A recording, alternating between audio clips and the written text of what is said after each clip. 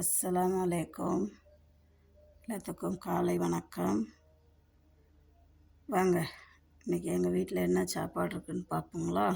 பிஸ்மில்லா.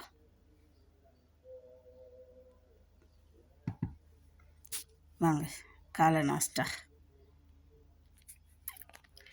இங்கே பாருங்க, இன்றைக்கி மக்கரோனை பண்ணியிருக்கிறேன், சீஸ் போட்டு. அப்புறம் இங்கே கட்டஞ்சாயா இருக்குது. வாங்க, பிஸ்மில்லா, சாப்பிட்லாம். இந்த பாஸ்தா ரொம்ப ஈஸியாக செய்யலாம்.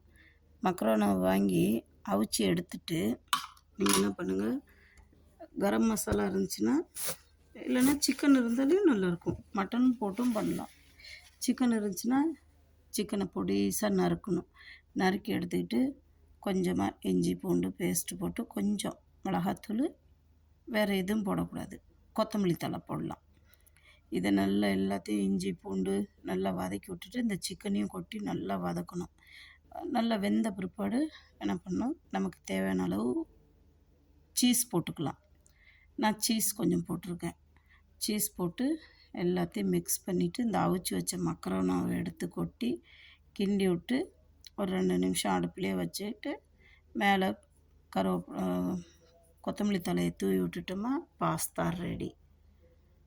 Chicken pasta. வாங்க, பிஸ்மில்லா. பிடிச்சிருந்தா ஷேர் பண்ணுங்கள், சப்ஸ்கிரைப் பண்ணுங்கள், லைக் பட்டனை ப்ரெஸ் பண்ணுங்கள். மறந்துடாதீங்க, மிக்சிங் சேனல். ஓகே.